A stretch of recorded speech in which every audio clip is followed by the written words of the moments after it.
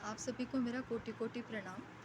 मैं वंदना आज एकादशी के सुंदर दिन शुभ दिन आप सभी का अभिवादन करती हूँ और आप सबके लिए मंगल कामनाएं करती हूँ। तो आज आज कामदा एकादशी है। तो आज के शुभ दिन मैं भगवद गीता के द्वादश अध्याय की थोड़ी सी चर्चा आप सबके साथ में करना चाहूँगी। और ये द्वादश अध्याय मेरा बहुत प्रिय अध्याय है क्योंकि ये भक्ति योग के बारे में है। ठीक है। तो भक्ति योग में भगवान ने हमें बताया है कि किन कारणों की वजह से मेरा भक्त जो होता है वो मुझे प्यारा होता है, क्या क्या वो भक्त करते हैं, कैसे वो होते हैं जिसकी वजह से वो हमें वो भगवान को बहुत ही प्यारे होते हैं। ठीक है। तो ये जो 12वां अध्याय है इसके कुछ बातों को मैं शेयर करूँगी। कुछ इम्पॉर्टेंट चीज़ें हैं जो कृष्ण भगवान जी ने अर्जुन को बताई थी। तो वो कुछ इम्पॉर्टेंट बातें मैं आपको बताऊँगी। उसके बाद मैं उन गुणों की चर्चा करूँगी जो कृष्ण भगवान जी ने बताया था कि ऐसे गुण अगर मेरे भक्त के अंदर होते हैं तो वो भक्त मुझे अत्यंत ही प्रिय होता है, या फिर जो इन गुणों को श्रद्धापूर्वक अपने में आत्मसात करने का जो प्रयास करे वो भक्त भी मुझे अतिशय प्रिय है। तो ये द्वादश अध्याय जो है इसके अंदर भगवान श्री कृष्ण ने अर्जुन को बताया था कि ये जो शरीरधारी होते हैं, हम जैसे लोग जो हैं हम शरीरधारी हैं, है ना। तो शरीरधारी के लिए जो निर्गुण ब्रह्म है या फिर या फिर जिसे कहते हैं अदृश्य रूप से जो हम कहते हैं सर्वव्यापी परमात्मा है, उसका ध्यान करना थोड़ा सा मुश्किल होता है। इसीलिए सगुण रूप और जो हमें दिखाई देते हैं, जैसे हम मूर्ति के रूप में भगवान की पूजा करते हैं, हमारे जीवन में कृष्ण भगवान जी हैं, हमारे जीवन में अनेकों अवतार आए हैं, हम उनकी जो पूजा करते हैं वो हमारे सगुण रूप में विद्यमान भगवान की हम पूजा करते हैं। इसके ऑपोजिट में जो हमारे भगवान होते हैं वो होते हैं निराकार और निर्गुण ब्रह्म।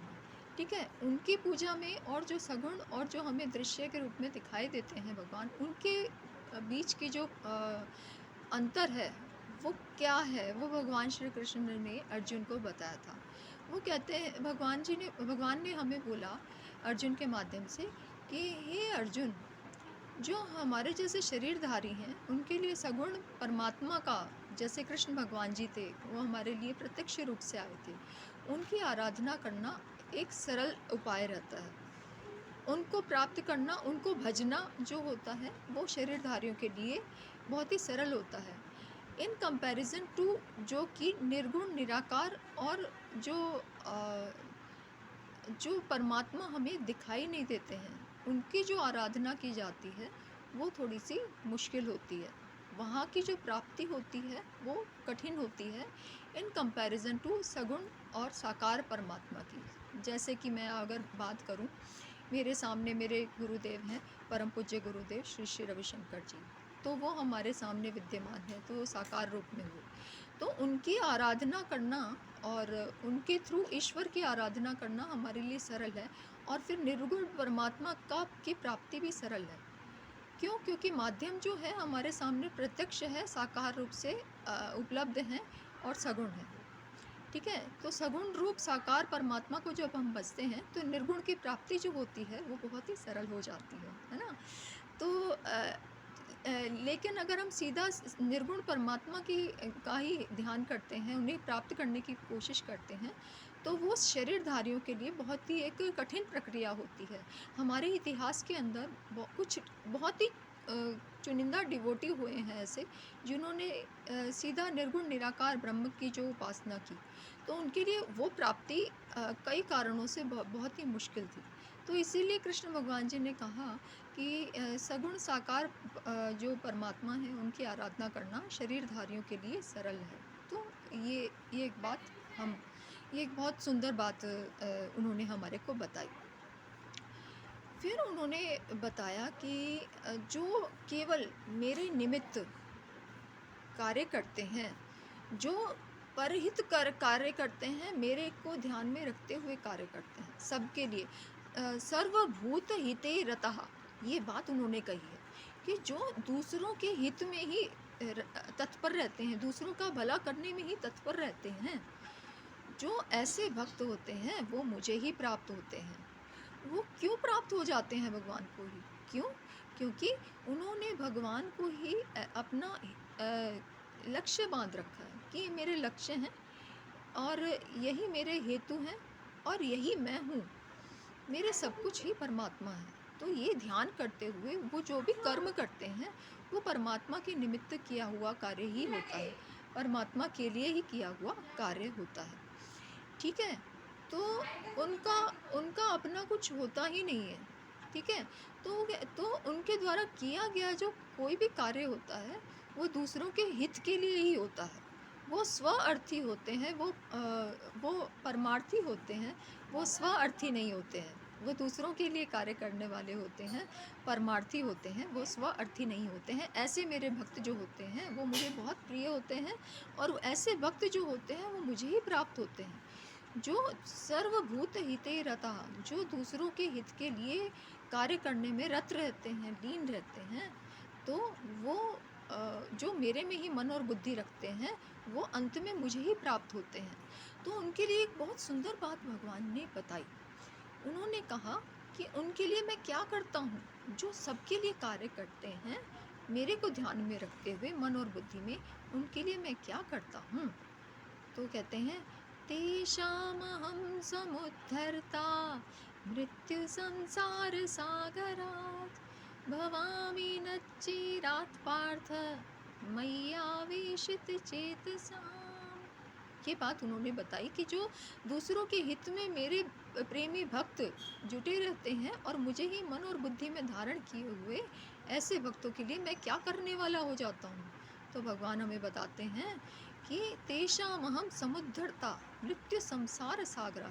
ये जो जन्म और मृत्यु के रूप में हमारे को ये जो हमारे को एक साइकिल मिला हुआ है जन्म और मृत्यु का, जिसका आधार क्या है, जिसका आधार हमारे अलग अलग तरीके के कर्म होते हैं और वो कर्म का फल स्वरूप जो हमारे पास आ जाता है, क्रेविंग्स, अवर्शंस और नाना प्रकार के नकारात्मक भाव। ठीक है, उनकी वजह से जो हमारा जो जन्म मरण की जो पुनरावृत्ति होती है उनसे मैं छुटाने वाला हो जाता हूँ। तेषामहं समुद्धरता मृत्यु संसार सागरात भवामि नच्चिरात पार्थ मय्या वेशित चेतसाम। जो मेरे में ही बुद्धि, मेरे में ही मन को लगा के रखते हैं, उनको मैं जन्म मृत्यु क्रेविंग्स अवर्शंस के संसार से सदा के लिए मुक्ति देने वाला हो जाता हूँ। तो ऐसा भगवान हमें बताते हैं और साथ में हमारे को ये डायरेक्शन भी देते हैं भगवान। ये कहते हैं हमें क्या, मय्येव मन आधत्स्व मयि बुद्धिं निवेशय निवसिष्यसि मय्येव अत ऊर्ध्वं न संशयः। भगवान कहते हैं कि देखो अर्जुन, अगर तुम ये जो साइकिल है बर्थ एंड डेथ, ये अलग अलग जन्मों में ज़रूरी नहीं है कि कोई मनुष्य शरीर ही धारण करे। हम नाना प्रकार की योनियों से होते हुए इस मनुष्य शरीर को हमने प्राप्त किया है। तो अलग अलग योनियों के थ्रू जो हमारे को अलग अलग सुख और दुख के अलग अलग अनुभव होते हैं, अगर तुम उससे बचना चाहते हो और तुम ये चाहते हो कि इस जन्म मरण के जो हमारा साइकिल है उससे तुम छूटना चाहते हो, तो तुम्हारे लिए मैं एक साधारण सा उपाय बताता हूँ। वो उपाय क्या है, मय्येव मन आधत्स्व, कि अपने मन को और बुद्धि को, जो पूरे संसार के अंदर लिप्त रहता है मन, जो नाना प्रकार की चीज़ों के अंदर लिप्त रहता है मन, और वो जो बुद्धि जो हर किसी को जज करती है, हर किसी चीज़ के अंदर कुछ ना कुछ देखती है। जो देखिए बुद्धि का हमारा एक कार्य है, ठीक है, बुद्धि संसार में जाएगी तो संसार में हमने अच्छे बुरे की परख करने के बाद में ही हम कोई कदम उठाते हैं।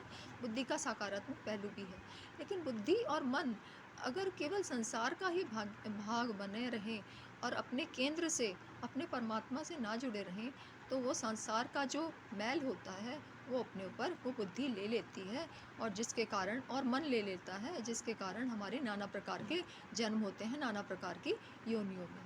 तो उससे बचने के लिए भगवान ने अपने को सरल उपाय बता दिया है, जो कितना सरल रहता है ये आपके खुद के सेल्फ एफर्ट के ऊपर निर्भर करता है, आपके खुद के प्रयासों के ऊपर निर्भर करता है। तो उन्होंने बता दिया है कि हे अर्जुन, तू मुझ में बुद्धि को लगा और मुझ में ही मन को लगा। तो मय्येव मन आदत्स्व मयि बुद्धि निवेशय निवसिष्यसि मय्येव अत ऊर्ध्वं न संशया। कहते हैं तू मुझ में ही मन को लगा, मुझ में ही बुद्धि को लगा, इससे तू मुझ में ही वास करेगा, ऐसा मैं तुझे निश्चय पूर्वक कहता हूँ। न संशय, तू डाउट ही मत कर इसके अंदर। There is no doubt that if you keep your mind as well as so also your intellect in me, you are not going to repose in me, it is not going to happen. तू मेरा मन और बुद्धि को अपने अपने मन और बुद्धि को मुझ में लगाएगा, देर इज़ नो डाउट कि तू मुझ में निवास ना करे, तू मुझ में ही निवास करेगा। ये बात मैं तुम्हें निश्चय पूर्वक कह रहा हूँ। तो भगवान ने अलग अलग तरीके से हमें गारंटी दी है भाई। भगवान ने कहा है तू योग क्षेम की क्यों चिंता किए बैठा है, I am there for you.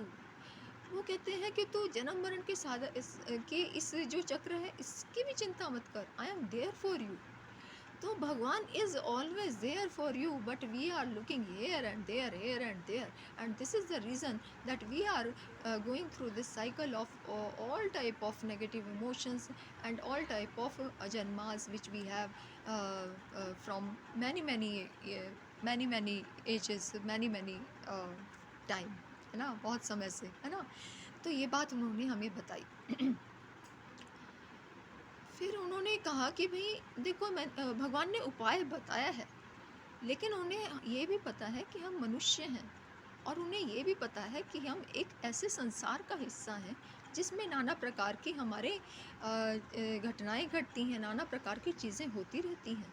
तो ऐसे संसार के अंदर जिसमें नाना प्रकार की चीज़ें होती रहती हैं, उसमें भगवान के ऊपर एक निष्ठ भक्ति बना के रखना जो हिले डुले ना, तो ऐसी बना के रखना भक्ति लगभग ना के बराबर, नेक्स्ट टू इम्पॉसिबल सा प्रतीत होता है, जैसा हम संसार के अंदर देखते हैं।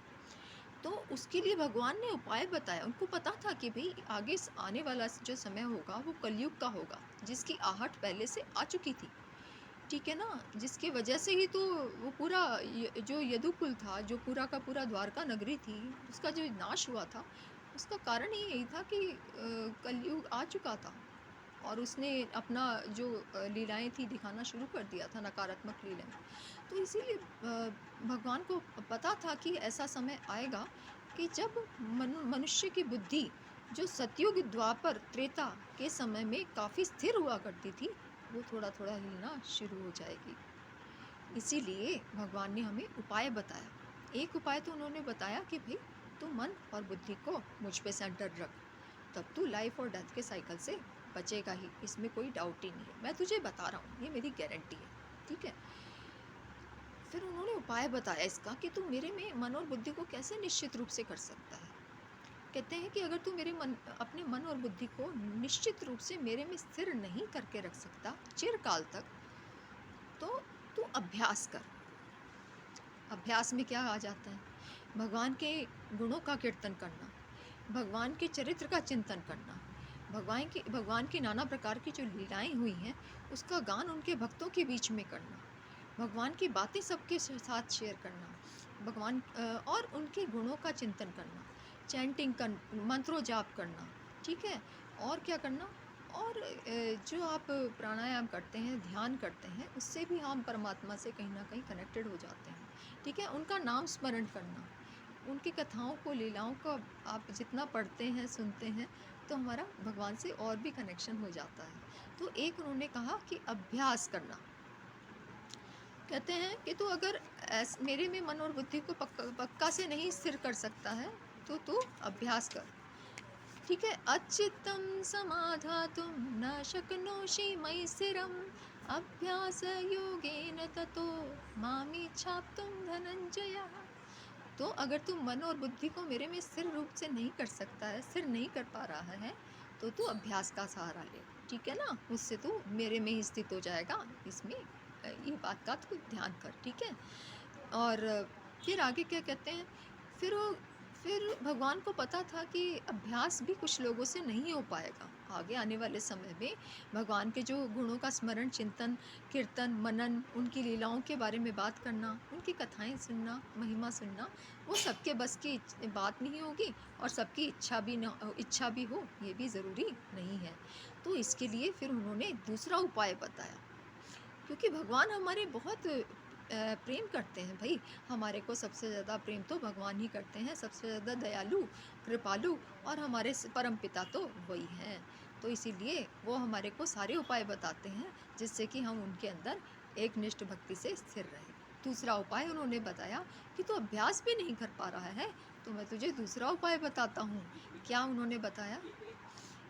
अभ्यासेऽप्यसमर्थोऽसि मत्कर्मो परमो भव मदर्थमपि कर्माणि कुर्वन् सिद्धिं वाप्स्यसि। तो उन्होंने कहा कि तू अभ्यास नहीं कर पा रहा है, तो तू क्या कर, मेरे लिए ही सभी कर्मों को कर। तू जो भी कुछ कर्म करता है तू ऐसे कर जैसे तू मेरे लिए ही करने लग रहा है, ठीक है? मेरे लिए कर्तव्य कर्मों को करता हुआ भी तू मुझे ही प्राप्त होगा, ठीक है ना? तो मदर्थम अपि कर्वाणि कुर्वन् सिद्धिं वाप्स्यसि। तू मेरे लिए कर्तव्य कर्मों को करता हुआ भी सिद्धि को प्राप्त होगा, और सिद्धि क्या है कि हमारी परमात्मा में परम निष्ठा हो जाएगी, ठीक है? ये तो दूसरा उपाय उन्होंने बताया। तो दूसरा उपाय भी उनको लगा कि उनको पता था कि मनुष्य को के पास में कुछ ना कुछ और विकल्प होते हैं, और अलग अलग इंसान के लिए अलग अलग विकल्प काम करते हैं, अलग अलग चीज़ें काम करती हैं। तो इसीलिए भगवान ने अलग अलग बुद्धि के, अलग अलग मन के लोगों के लिए अलग अलग उपाय बताए, ठीक है ना? तो जो प्रगाढ़ भक्ति रखते हैं भगवान के प्रति, उनके लिए उन्होंने बताया अभ्यास का मार्ग। दूसरा उन्होंने बताया कि मेरे लिए ही तू कर्तव्य कर्मों को कर।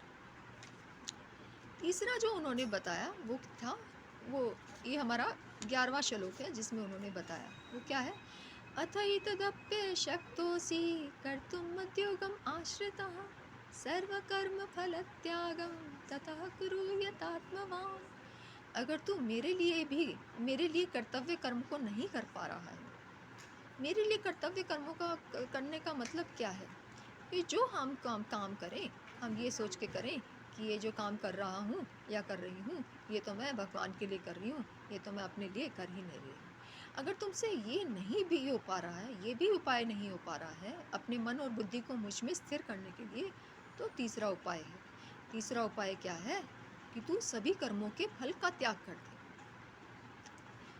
हम जो भी कुछ कर्म करते हैं तो उससे संबंधित जो भी फल आता है हम उसके फल का त्याग कर दें, फल की इच्छा का त्याग कर दें और फल का भी त्याग कर दें।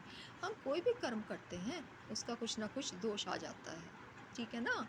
तो वो जो दोष आ जाता है या आने वाला हो सकता है, वो सभी तू मुझ में अर्पण कर दे। सर्व कर्म फल त्यागम, सभी कर्मों के फल का त्याग कर दे। इसके दो अर्थ मैं आपको बताना चाहूँगी, इसके दो अर्थ निकल के आते हैं। पहला अर्थ तो ये है कि जब भी हम कोई काम कर रहे होते हैं, मान लीजिए मैंने सोचा कि आज एकादशी का सुंदर दिन है, और ये बहुत सुंदर बात हो जाएगी कि अगर मैं सबके साथ में आज मैं भक्ति योग की चर्चा करूं, तो मेरे को बहुत अच्छा लगेगा, ठीक है? अब देखिए, ये मेरे द्वारा किया गया एक सबके लिए, सबकी खुशी के लिए, भगवान की चर्चा करने के लिए एक सुंदर अवसर था, और मुझे लगा कि एक माध्यम हो जाएगा कि मैं आप सब तक ये बात बताऊं, ठीक है ना? अब मैं इसके अंदर ये सोचने लग जाऊं, अरे भाई पता नहीं कितने लोग देखेंगे कि नहीं देखेंगे, कितने लोग इस वीडियो को लाइक करेंगे या नहीं करेंगे, कितने लोग मेरे चैनल को देखेंगे कि नहीं देखेंगे। अगर मैं इसके अंदर पड़ जाऊंगी तो कहीं ना कहीं मेरा संबंध फल के साथ में जुड़ जाएगा। मेरा कर्म क्या है? मैं ये मान के चलूं कि जो ये कार्य मेरे द्वारा किया जा रहा है, ये मात्र भगवदर्थ किया जा रहा है, भगवान की खुशी के लिए किया जा रहा है, भगवान के भक्तों तक उनकी वाणी को पहुंचाने के लिए किया जा रहा है। तो मेरे द्वारा कोई इच्छा उठेगी ही नहीं, कोई फल का भाव आएगा ही नहीं, और अगर आता भी है तो उस फल की इच्छा का त्याग मैं कर दूँ, ठीक है ना? कि भाई कोई सुने, कितने ना सुने, कम से कम मेरे तरफ से तो एक शुभ प्रयास हो गया सबके भले के लिए, सबकी खुशी के लिए, है ना? तो ये हो गया। इसका अर्थ ये हुआ सर्व कर्म फल त्याग, कि मैंने कार्य तो कर दिया है, ये एक सेवा हो गई, भगवान के लिए मैंने ये सेवा कर दी, आप सबकी खुशी के लिए मेरे द्वारा ये सेवा हो गई। लेकिन इसके साथ में कोई फल की इच्छा नहीं है कि कितने लोग इस बात को सुनेंगे, कितने लोग नहीं सुनेंगे, सुनने के बाद में किसकी क्या धारणा रहेगी, क्या इसके बारे में चर्चा होगी, इसका कोई भी फल के बारे में कोई चिंतन नहीं। ठीक है, एक अर्थ इसका ये निकल के आया है। ठीक है, सर्व कर्म फल त्याग, इसके अंदर दूसरा अर्थ भी साथ में जुड़ा हुआ, मैंने आपको थोड़ा सा इंडिकेशन इसका बताया, मैं इसको थोड़ा और विस्तार दे देती हूँ कि अब मान लीजिए इसी का ही मैं उदाहरण दे दूँ आपको कि मेरे द्वारा ये बताया गया, आपको ये जो भी बातें मैं अभी आपको बता रही हूँ ये भक्ति योग के बारे में, इसके बाद में आप मेरे बारे में क्या विचार करें, अरे ये कोई बात बताई है इसने, इसका कोई अर्थ निकल के आ रहा है, अरे इसको तो कुछ, ये तो समझ में ही नहीं आई है हमें बात, इसको तो थोड़ा सा और विस्तार पूर्वक कहना चाहिए था, अरे ये इसमें ये वाली बात तो कहने की थी ही नहीं। तो इसके अंदर जो बात मेरे द्वारा आपको कही गई है उसका परिणाम स्वरूप कुछ भी हो सकता है, यानी कि निंदा भी हो सकती है, वो स्तुति भी हो सकती है, अरे वाह वंदना ने तो बहुत अच्छी बात बताई, वंदना ने तो बहुत अच्छी बात कही, तो आप मेरे को जो निंदा करें या स्तुति करें, ठीक है ना, तो इस कर्म का जो फल निकल के आया, सबके मन के अंदर जो इसका प्रभाव पड़ा, सकारात्मक या नकारात्मक, वो भी भगवान को छोड़ देना। ठीक है ना, तो ये वाला जो ये फल जो होगा, कर्म का जो फल होता है वो सकारात्मक भी हो सकता है, नकारात्मक, किसी को कोई बात अच्छी भी हो सकती है, किसी के हृदय को आघात पहुंचाने वाली भी हो सकती है, कुछ भी हो सकता है आपके कर्म का फल। तो वो जो है वो भगवान कहते हैं तू केवल मेरे लिए कर्म कर रहा है, तो तू उसका कर्म का फल तेरे को नहीं लगेगा। ठीक है, दूसरी बात कह रहे हैं कि तू अपने कर्म का फल का त्याग कर दे, तू इसकी चिंता ही मत कर किसी को क्या लगेगा, ठीक है ना, तू बस कर्म कर और उसके फल का त्याग कर दे। ठीक है ना, ना इसके बारे में अच्छा सोचा, ना बुरा सोचा, ना इसके प्रति कोई चाह रखी, ठीक है ना, जो भगवान दे वो उसको फलस्वरूप ले लिया, लेकिन अपनी तरफ से इसके कर्म का फल का त्याग आपने कर दिया। ठीक है ना, तो सभी कर्मों के फल का त्याग कर देना। इसका एक और चीज़ भी होती है कि अब तक हमने जितने भी कर्म किए हैं उस कर्म का फल आपके जीवन में सकारात्मक भी हुआ है, वो नकारात्मक भी हुआ है, आपके जीवन में सुख भी रहा है, दुख भी रहा है, तो वो सुख स्वरूप और दुख स्वरूप जो कर्म का फल निकल के आया वो भी आप परमात्मा को दे दें। तो इससे क्या हो जाएगा ये आगे बताते हैं भगवान, वो मैं आपसे शेयर करना चाहूँगी। श्रेयो हि ज्ञानम अभ्यासाच ज्ञानाध्यानम विशिष्यते ध्यानात् कर्म फल त्यागा शांतिरनंतरम। भगवान कहते हैं कि ये जो अभ्यास की बात बताई थी मैंने, इससे भी जो उत्तम है वो है ज्ञान। ज्ञान मतलब कि परमात्मा ही है जो सर्वव्यापी है, मैं भी परमात्मा, जो कर्म मैं कर रही हूँ वो भी परमात्मा, जिसके लिए किया जा रहा है वो भी परमात्मा। तो इसके अंदर ना तो कोई कर्म आता है, ना कोई फल आता है, ना कोई सुख आता है, ना दुख आता है, कुछ भी नहीं आता, परमात्मा ने किया, परमात्मा ही है कार्य स्वरूप, परमात्मा के लिए ही किया गया, तो इसमें कोई बात पाई ही नहीं। ठीक है ना, तो ये जो बात मैंने कही ये है ज्ञान।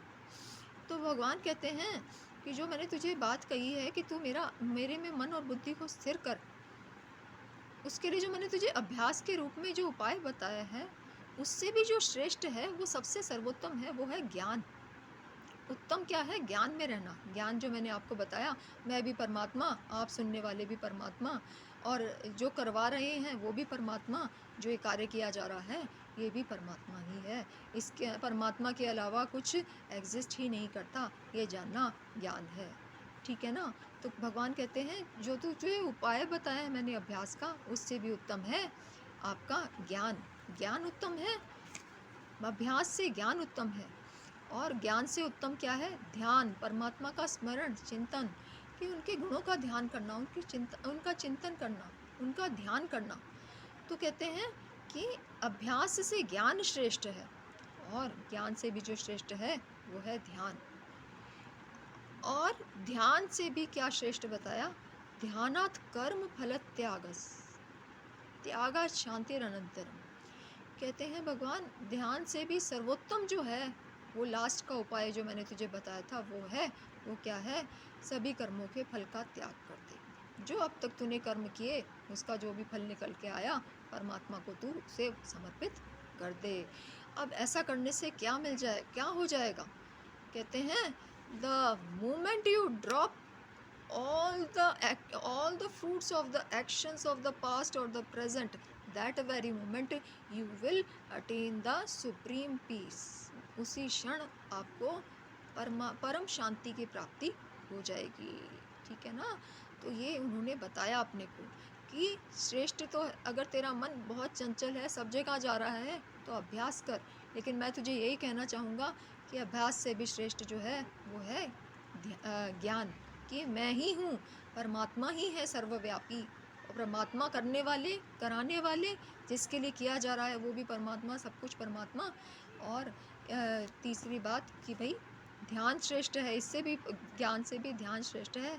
और ध्यान से भी जो तुमने कर्म किए हैं अब तक उसका जो सुख दुख स्वरूपी या जो कोई भी मानसिक रूप से उसका फल निकल के आया उसको तो त्याग कर दे कि हे परमात्मा, ये कर्म जो थे इसका ये फल निकल के आया, ये मैं आपको समर्पित करता हूँ। आप मेरे पिता हैं और आपसे बेहतर कौन मुझे इनसे मुक्त करे, मैं आपको समर्पित करता हूँ या करती हूँ। ठीक है? तो ये ऐसा the moment you do this, that very moment you will attain the supreme peace, because that very moment you will have the alignment, जिसे कहते हैं ना आप एकाकार हो जाते हैं परमात्मा से। वैसी जैसे ही आप एकाकार हो जाते हैं अपने कर्मों के फल का त्याग करके, तभी आपको परमात्मा के सानिध्य की जो शांति मिलनी होती है वो आपको प्राप्त हो जाती है। ठीक है? तो अब ये बातें हमारी हुई। अब मैंने आपको बताया था कि मैं उन गुणों की चर्चा करूँगी जो भगवान ने कहा था कि मेरे भक्त के अंदर जिसके अंदर ऐसे गुण होंगे वो मुझे परम प्रिय होगा।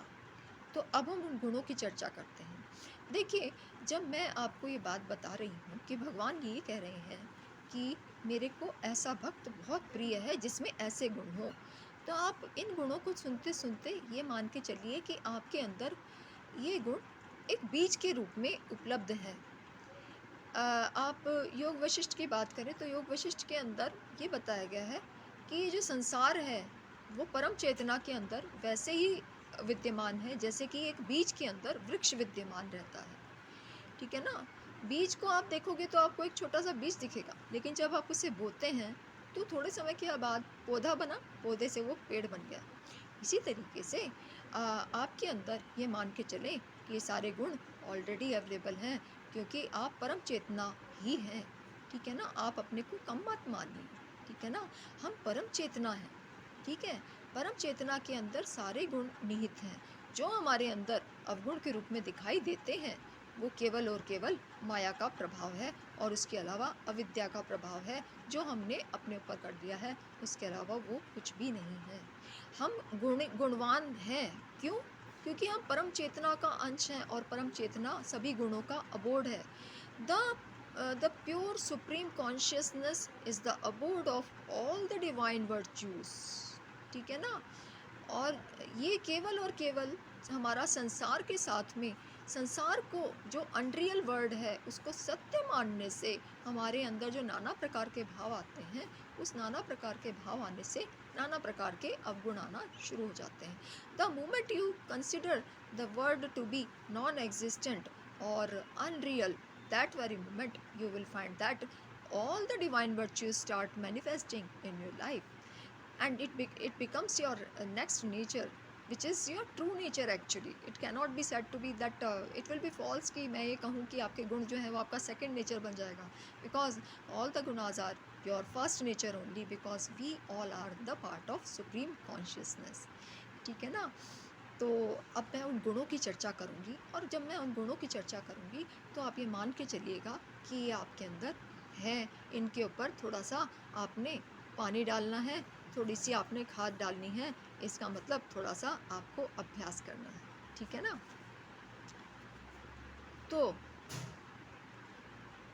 वैसे तो एक बात मैं आपको बताना चाहूँगी यहाँ पे कि अभ्यास करने से भी उत्तम जो है अभ्यास करने से भी जो मैंने उत्तम बात बताना चाहूँगी वो ये है कि अपने आप को जब आप मान लेते हैं कि आप भक्त हैं, तो आपको कुछ करने की ज़रूरत नहीं है, because all the divine virtues start manifesting in your life.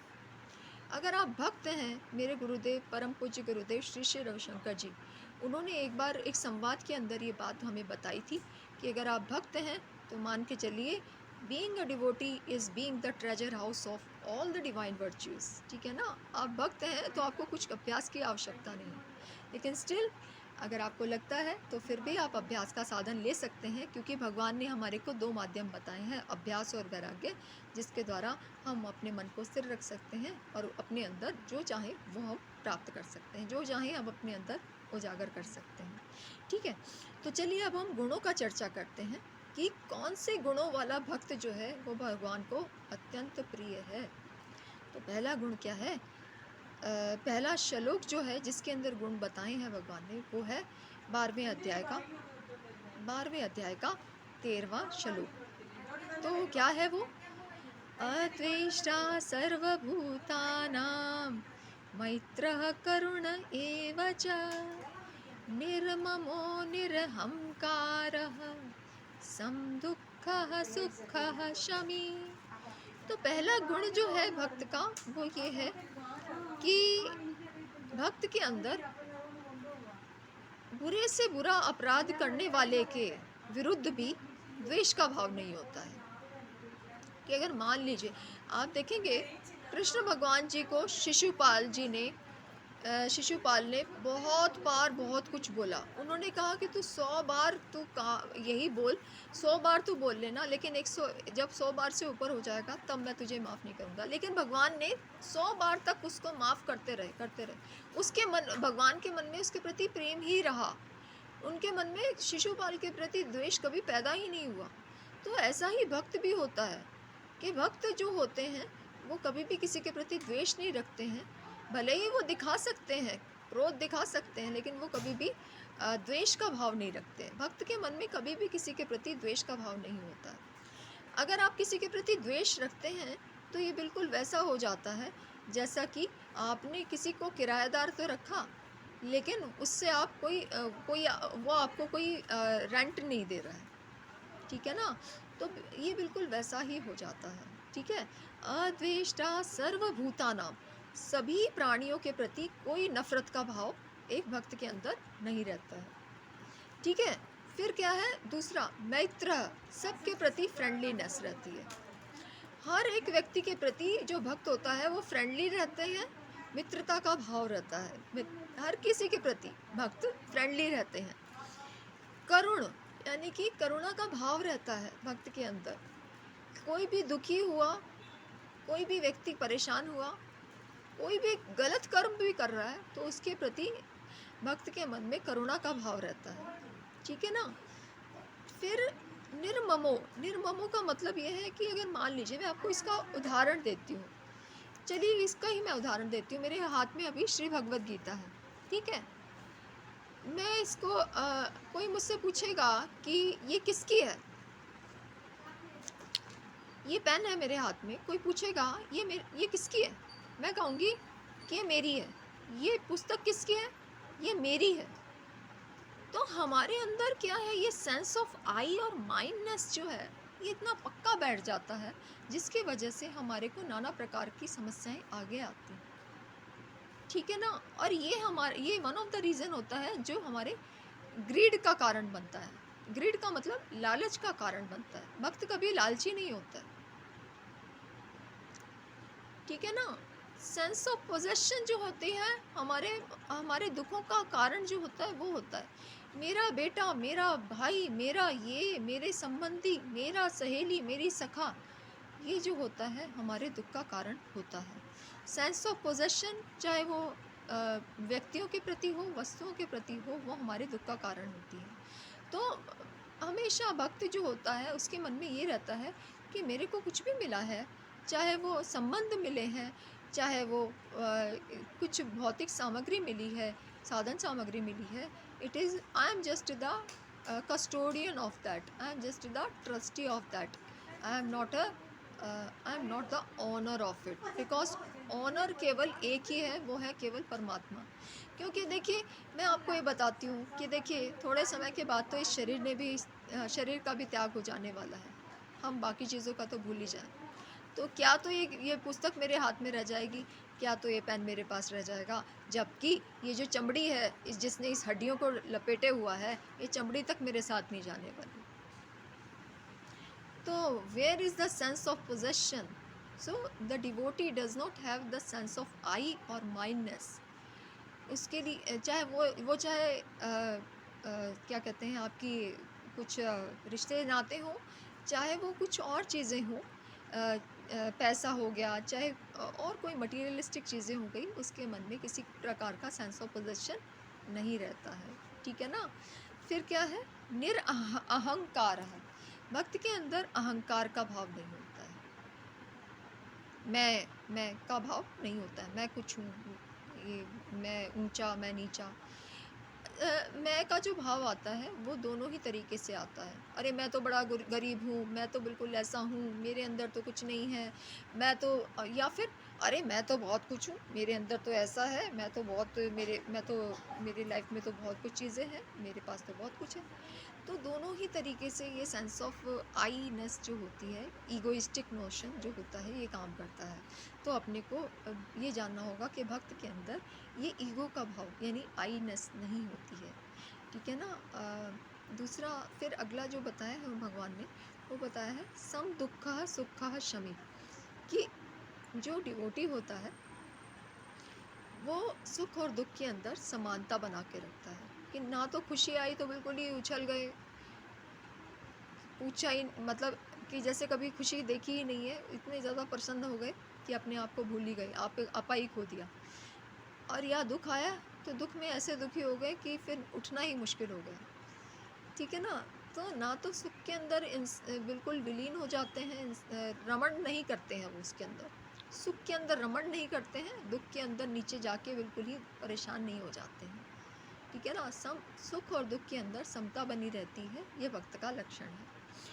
ठीक है? फिर शमी, यानी कि कोई घोर से घोर अपराध कर दे तब भी जो भक्त होता है उसके मन में क्षमा का भाव बना रहता है। हर किसी के प्रति क्षमा भाव भक्त के अंदर रहता है। फिर अगला श्लोक 14वां श्लोक है, वो क्या कहता है? भक्त के लक्षण बताते हैं।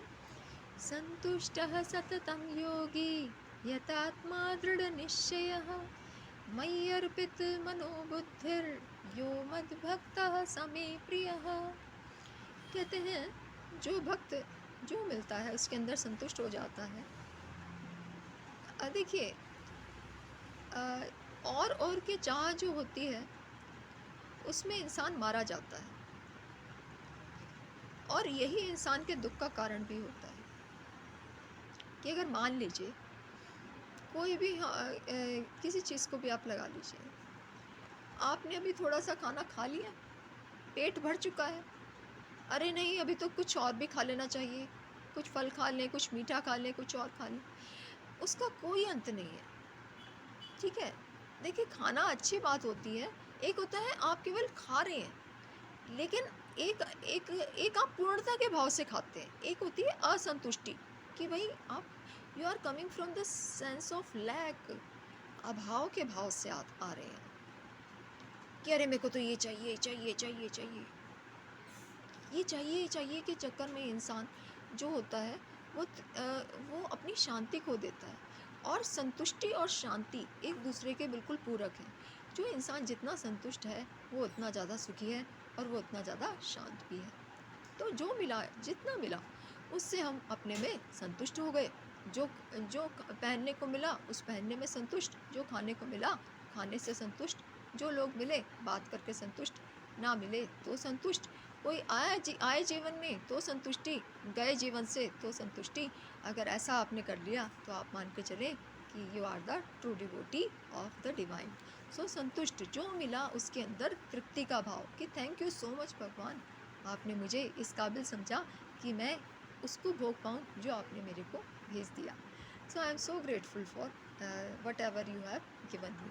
तो इस संतुष्टि का भाव बना रहता है। जो मिला जैसा मिला उसमें खुशी, संतुष्टि, और की चाह होती ही नहीं है भक्त के अंदर। ठीक है। फिर है संतुष्टः सततम योगी यतात्मा दृढ़ निश्चय, कि जो आपका भक्त होता है, भक्त जो होता है वो ऐसा योगी होता है जो सदा सेल्फ कंट्रोल्ड होता है। यतात्मा यानी कि जो अपने आप में सेल्फ कंट्रोल का मतलब ये है आत्मनियंत्रित होता है, हर परिस्थिति के अंदर जिसका अपने ऊपर नियंत्रण बना रहे, ऐसा वो भक्त होता है। ठीक है। फिर आता है दृढ़ निश्चय। अब दृढ़ निश्चय का मतलब ये क्या है कि उसका जो निश्चय होता है, डिटर्मिनेशन होता है, वो बहुत स्ट्रांग होता है, फर्म होता है, डिटरमाइंड होता है उसका निश्चय। ठीक है ना। वो किस लिए होता है? आप भक्त के निश्चय की बात करें तो भक्त का निश्चय कैसा इतना दृढ़ हो जाता है? क्योंकि भक्त की जो बुद्धि होती है वो शास्त्रों और भगवान या गुरु के साथ में एकाकार हो चुकी होती है। इस वजह से जो भक्त होता है वो बहुत ही दृढ़ निश्चय वाला होता है या होती है। ठीक है ना। तो जो भी कार्य भक्त के द्वारा किया जाता है, जो भी संकल्प एक डिवोटी ले लेता है, उसके प्रति दृढ़ निश्चय रखता है कि भाई इस संसार के अंदर भगवान ही है जो परम सत्य है, उसके अलावा, भगवान के अलावा मैं भी असत्य, जो मेरी आंखों से दिखाई दे रहा है वो भी असत्य है, सब कुछ असत्य है, केवल परमात्मा ही एक सत्य है। इस बात के अंदर भक्त का निश्चय होता है पक्का, और इस दृढ़ निश्चय के साथ में ही वो भगवान के गुणों का चिंतन करते हैं, मनन करते हैं, उन्हीं की बातों को सब जगह पे फैलाते हैं। ठीक है ना। तो भक्त जो होता है दृढ़ निश्चयी होते हैं। उसका कारण ये होता है कि उनकी बुद्धि जो होती है वो शास्त्रों के साथ में और गुरु के आदेशों के साथ में एकाकार हुई होती है। इस वजह से मयि अर्पित मनोबुद्धिर यो मद भक्तः स मे प्रियः, जो डिवोटी होता है, जो भगवान को बहुत प्रिय होता है, उसकी मन और बुद्धि जो होती है वो परमात्मा के अंदर अर्पित होती है, डिवोटेड होती है। ठीक है ना। उन्हीं के अंदर लीन हो चुकी होती है भक्ति। तो इसी वजह से उन्हीं के अंदर मन और बुद्धि लिप्त हो चुका होता है, डिवोटेड हो चुकी होती है उनकी मन और बुद्धि भगवान के प्रति। इसलिए ऐसा भक्त जो होता है वो मुझे बहुत ही प्रिय है। फिर क्या कहते हैं, अगला श्लोक है ये है 15वां श्लोक। यस्मानो द्विजते लोको लोकानो द्विजते च यः हर्षामर्ष भयोद्वेगैर् मुक्तो यः स च मे प्रियः। कहते हैं जिससे ऐसा भक्त जिससे कोई भी जीव उद्वेग को प्राप्त नहीं होता, यानी कि जिसके मन कर्म वचन से किसी के मन में हलचल ना पैदा हो, और जो स्वयं भी किसी जीव से उद्वेग को प्राप्त नहीं होता, ना तो उसकी उपस्थिति उसके मन कर्म वचन से किए गए कोई भी कृत्य से कोई और के मन में उद्वेग आए, ना उसके मन में संसार के किसी भी जीव के द्वारा किए गए किसी भी मन कर्म वचन से किए गए कृत्य के प्रति उस डिवोटी के मन में कोई उद्वेग, कॉन्फ्लिक्ट पैदा हो। तो ऐसा भक्त जो होता है वो मुझे बहुत ही प्रिय है। ना तो उसकी वजह से, ना उसके मन में किसी के प्रति भी कोई कॉन्फ्लिक्ट, कोई हलचल पैदा हो, ऐसा वक्त मुझे बड़ा ही प्रिय है। फिर क्या है, हर्ष अमर्ष भय और उद्वेग से जो मुक्त है वो मुझे बहुत ही प्रिय है। कि जो बिल्कुल ही बहुत ही क्या कहते हैं ना, खुशी के अंदर ही रमण नहीं कर रहे हैं, कि बिल्कुल ही आप इतने ज़्यादा खुश हैं कि आप जो भक्त के अंदर एक गांधीर्य होता है आप उससे छूट रहे हैं। भक्त और गांधीर्य, भक्त के अंदर दो चीज़ें बहुत इम्पॉर्टेंट होती हैं कि भक्त बहुत मस्त रहते हैं, प्रसन्न रहते हैं, एट द सेम टाइम भक्त के अंदर गांधीर्य भी होता है। भक्त की मस्ती जो होती है वो चंचलता से विहीन होती है। भक्त चंचल नहीं होता है, भक्त मस्त होते हैं, प्रसन्न होते हैं, लेकिन वो चंचल नहीं होते हैं। इस बात का हमें ध्यान रखना होगा कि चंचलता की जो खुशी होती है, प्रसन्नता होती है, और जो एक गांधीर्य और जो मैच्योरिटी के साथ में जो खुशी और प्रसन्नता होती है, वो दोनों के अंदर ज़मीन आसमान का फ़र्क होता है। ठीक है ना। तो भक्त जो होता है वो हर्षित रहते हैं, लेकिन वो उस तरीके से हर्षित नहीं होते हैं जो हम कहते हैं कि बिल्कुल ही हवा में ही उड़ने लग गए। तो इस प्रकार के हर्षित रहने से मुक्त होता है आपका भक्त भक्त भगवान का। और अमर्ष, अरे ज़िंदगी में मैं कहती हूँ कि भक्त के लिए, भक्त का मैंने लक्षण जो पहले श्लोक में बताया था वो क्या होता है, सबके प्रति फ्रेंडली होता है भक्त। कोई भी इंसान जीवन में तरक्की करता है, भक्त को सबसे ज़्यादा खुशी मिलती है। उसके अंदर अमर्ष नहीं होता है। अमर्ष मतलब उसके मन में कोई वो नहीं होता है, जलन का भाव नहीं होता, जेलसी का भाव नहीं होता है किसी के भी प्रति। कोई भी इंसान जीवन में तरक्की करता है तो भक्त को बहुत प्रसन्नता होती है, उसके मन में किसी के प्रति कोई द्वेष का भाव नहीं आता, कोई जेलसी की फीलिंग नहीं आती। अमर्ष से जो होता है भक्त वो मुक्त होता है। और जो ऐसा भक्त होता है वो मुझे तो बहुत ही प्रिय है, ऐसा भगवान बताते हैं। और दूसरा जो भय से मुक्त होता है, नाना प्रकार के भय जो होते हैं हमारे अंदर आ जाते हैं। संसार का भय, अरे हमने ऐसा कुछ काम किया तो क्या लोग कहेंगे, अगर हमने ऐसा कपड़ा पहन लिया तो क्या लोग कहेंगे, अगर हमने ये कार्य किया तो क्या हो जाएगा, अरे पता नहीं ये क्या होगा, ऐसा किया तो क्या होगा। तो नाना प्रकार के भय जो होते हैं उसकी वजह से we are our personality just remains the way it is, it doesn't blossom to its highest potential which it can. जो हमारा एक पूरा विस्तार हो सकता है हमारी चेतना का, वो केवल कुछ कारणों की वजह से नहीं हो पाता, जिसमें से भय भी एक कारण है। ठीक है ना। तो भक्त का लक्षण क्या होता है, भय से बिल्कुल रहित होता है। भय रहित जो होगा वो होगा हमारा भक्त, और वो भक्त भगवान को बड़ा ही प्रिय होता है। ठीक है। और फिर उद्वेग से रहित, ये मैंने जो अभी बताया था पहले वाला, उसी से रिलेटेड ये वाला भी है कि भक्त के मन में कोई भी उद्वेग नहीं होता, कोई कॉन्फ्लिक्ट्स नहीं होते हैं उसके मन के अंदर। The devotee remains conflict free because किस कारण से भक्त कॉन्फ्लिक्ट फ्री रहता है, उसका मन किसी तरीके का कोई द्वंद्व नहीं रहता है। बिकॉज ऑफ द शरणागति टू द डिवाइन, कि मेरा परमात्मा है, क्या मेरा परमात्मा जिसने मेरे को जन्म दिया, जिसने पूरी सृष्टि का निर्माण किया, जिसने आप सबको बनाया, मुझे बनाया, जिसने कण कण के अंदर, जिसको पता था कि जो पेड़ बनेगा पेड़ के अंदर पत्ते भी होंगे, फूल होंगे तो फूल की पंखुड़ियाँ भी होंगी, नदी होगी तो नदी में पानी भी होगा, सागर के अंदर भी जल होगा। और जब धरती अपने छाती में से वो निकालेगी अंकुर, तो उसमें से जो फसल निकलेगी उसके अंदर अन्न भी होगा। ये जिसने इतनी बड़ी इंटेलिजेंस रखी है, जिसकी सुप्रीम इंटेलिजेंस है, क्या उसे ये नहीं पता है कि मेरे अंदर जो मेरे जीवन के अंदर आई कठिनाइयों को कैसे सॉल्व किया जाए।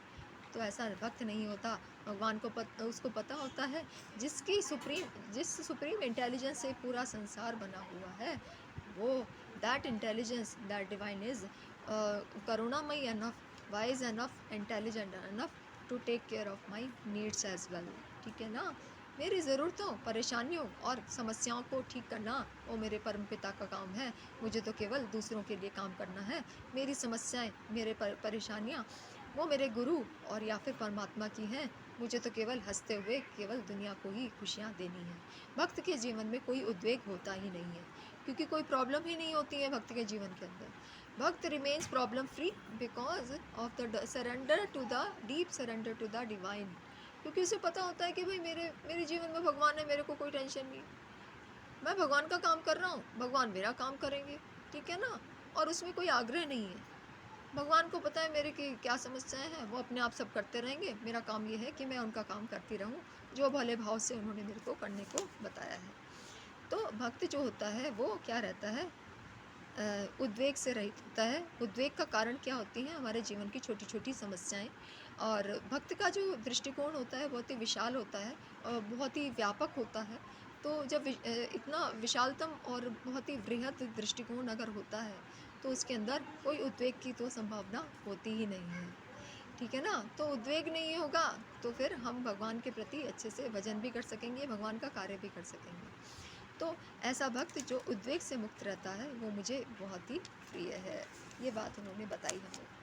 फिर क्या कहते हैं, अगला श्लोक है 16वां श्लोक। उसमें क्या बताया भगवान ने, अनपेक्षः शुचिर्दक्षः उदासीनो गतव्यतः सर्वारंभ परित्यागी यो मद्भक्तः स मे प्रियः। कहते हैं, देखिए हम कोई भी कार्य करने लग रहे हैं, मैंने आपको शुरुआत की थी तो मैंने एक एग्जांपल दिया था। ये वीडियो को आपको मैं जो अभी बना के दे रही हूँ, आप इसे सुनेंगे, है ना। कुछ लोगों को मैं सोचती हूँ कि सुने, हो सकता है वो ना सुने। कुछ लोगों को मैं सोचती हूँ कि कोई मेरे को फीडबैक देंगे, हो सकता है कोई फीडबैक ना मिले।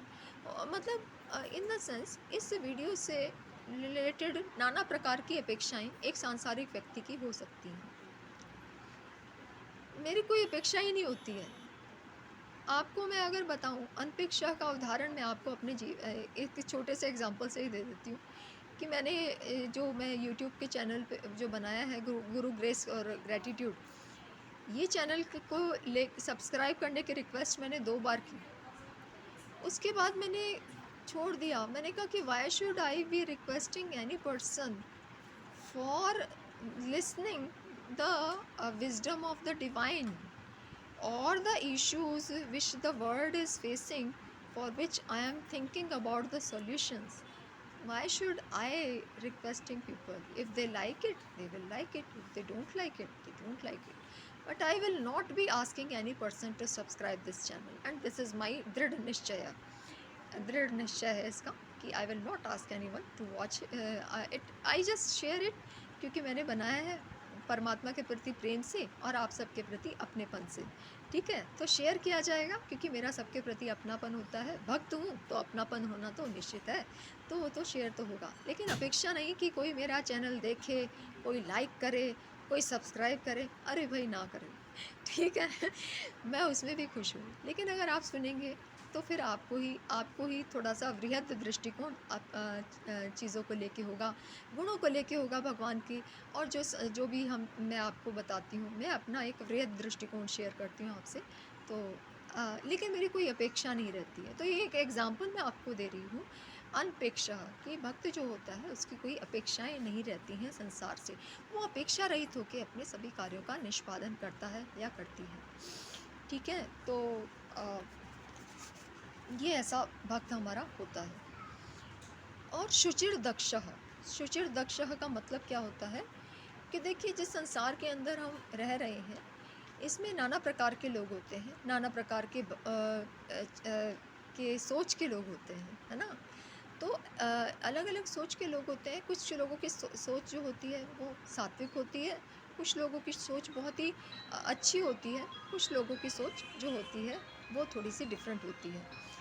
तो अब अलग अलग तरीके की सोच के जो लोग होते हैं और अलग अलग परिस्थितियों के बीच में अलग अलग सोच के लोगों से जब हम इंटरेक्ट कर रहे होते हैं, अलग अलग परिस्थितियों में जब हम गुज़र रहे होते हैं, तो उसके अंदर कैसी भी प्रकार की संभावना होती है, उसके अंदर मलिन होने की संभावना होती है।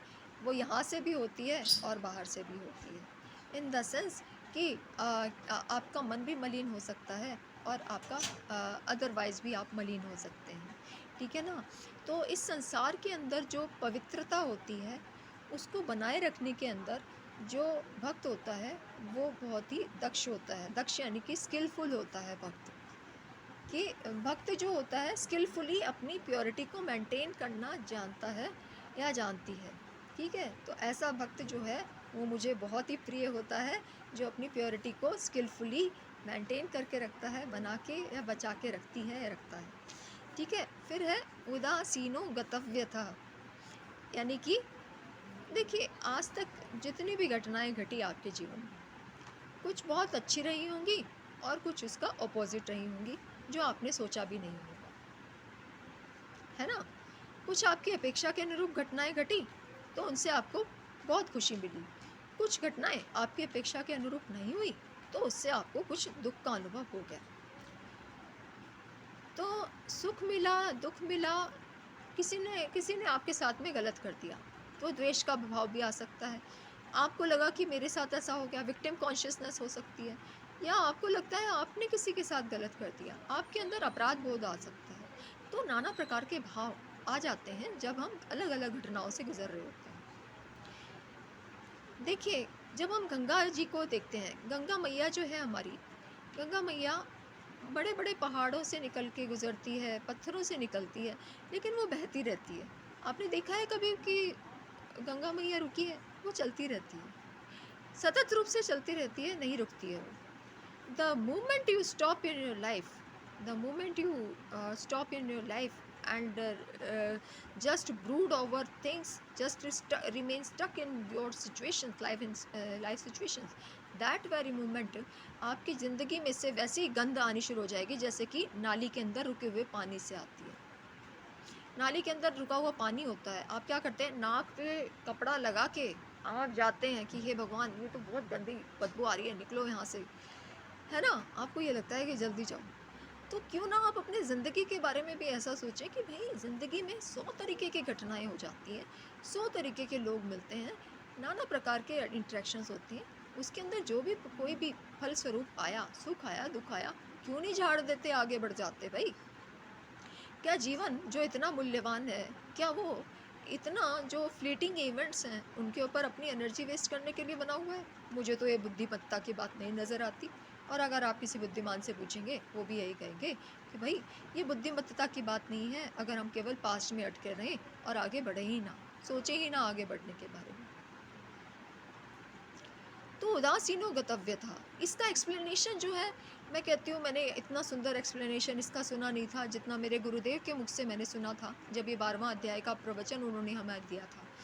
तो परम पूज्य गुरुदेव श्री श्री रविशंकर जी ने जब ये 12वां अध्याय हमारे को सुनाया था तो उस समय उन्होंने एग्जाम्पल दिया था कि देखिए आपके घर में कोई ऐसा मेहमान आ जाता है या कोई ऐसा व्यक्ति आ जाता है जिसको आप अटेंड ही नहीं करना चाहते, तो आप क्या करते हैं, आप ऐसे मुंह करके जाएंगे, अरे आपने देखा ही नहीं है, you just ignore that person as if that person does not exist. अगर मान लीजिए आप किसी पार्टी में गए, किसी समारोह के का हिस्सा आप बन गए, ठीक है, तो आपने आपके बहुत सारे जान पहचान के लोग मिले जिनको आप बहुत you like to meet them, you like to shake hands with them, you like to share few words, kind words with them, but there could be some people whom you don't want to talk at the first place, not because you do have aversion, but because you don't have any feeling at all. So in that situation what will you do, you just pass that person as if you don't see that person at all. आप ऐसा करेंगे ना कि जैसे वो व्यक्ति है ही नहीं। तो ऐसे ही आपने अपने पास्ट को लेके भी करना है, पास्ट के अनुभवों को लेके भी करना है। ये गुरुदेव ने बहुत सुंदर बात हमें बताई थी कि ऐसा गेस्ट अगर आ जाए जिसको आपने आमंत्रित किया नहीं है, जिसको you don't want to entertain, you just remain indifferent towards that person, उदासीन रहते हैं कि as if that person does not exist. तो आप उदासीन हो जाएं अपने पास्ट को लेके भी, क्योंकि घटनाक्रम का कोई अंत नहीं है। अभी देखिए ये 1 घंटा लगभग होने वाला है, 1 घंटा पहले मैंने ये शुरू किया था, तो वो जो 1 घंटा पहले जो शुरू किया था उस समय में हो सकता है कि जिस जगह पे बैठ के मैं आपसे बात कर रही हूँ वहाँ पे कोई और लोग आए हों, कोई और बैठे हों, यहाँ पे कोई और कुछ चर्चा कर रहे हों, लेकिन वो घटना चली गई, वो 1 घंटा चला गया। 1 घंटा पहले मैंने जो बोला था वो भी पास्ट का हिस्सा हो गया। आपसे बात करने से पहले जो मैंने आपके लिए जो सेटअप तैयार किया था वो भी पास्ट का हिस्सा है। आज जो पूरे दिन मैंने एक्टिविटी की है वो भी पास्ट का हिस्सा है। गुरुदेव इसके बारे में बहुत सुंदर बात बताते हैं हमें। वो कहते हैं कि आपको क्या ध्यान है कि आपने पिछले महीने शुक्रवार के दिन कौन सा कपड़ा पहना था या कौन सा खाना खाया था, या फिर आपने पिछले साल शुक्रवार के दिन इसी महीने क्या खाया था, आपको ध्यान है? जब आपको वो ध्यान नहीं है, so why you keep carrying the lots of unnecessary things which has already become dead past? आपके मान लीजिए आपके बहुत कोई प्रिय हैं, उनकी मृत्यु हो गई, मृत्यु के बाद में आप उनको संभाल के रखते हैं कि भाई the person is very dear to me. No, आपको लगता है कि कहीं घोस्ट ना एंटर हो जाए बॉडी के अंदर, चलो अंतिम संस्कार करो, आत्मा को मुक्ति दिलाओ और जल्दी से गंगा जी में प्रवाहित कर दो। डियरेस्ट टू डियरेस्ट पर्सन भी आपके क्यों ना हो, आप मृत्यु के बाद में उनके शरीर को आहुति दिलवा देते हैं, अग्नि में डलवा देते हैं। और आप शोक करते हैं 13 दिन के बाद। 13 दिन के बाद आप गीता का पाठ करते हैं। गीता का पाठ करने के बाद में आप बिल्कुल शुद्ध हो जाते हैं। और घटना के थ्रू वो व्यक्ति के देहांत से जो इम्प्रेशंस आए थे आपके अंदर, वो दुख जो आ गया था, जो अपवित्रता आ गई थी, वो सारी की सारी मलिन वो हट जाती है। फिर आप वैसे ही हो जाते हैं।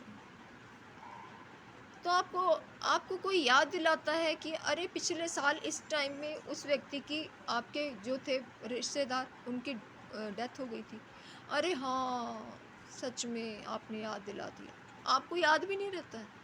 तो जब आपको किसी की मृत्यु तक याद नहीं रहती, वो व्यक्ति भी आप भूल जाते हैं जिसके साथ आपने बहुत समय व्यतीत किया होता है, तो why do you bother about things which has already happened and which loses the significance in this very moment. And Gurudev has always said this thing very beautifully, that this moment which we call the present, this present is the present of the divine, and this is the gift to us. This present is the present to us. How we are going to utilize it is up to us only. And we make it nothing.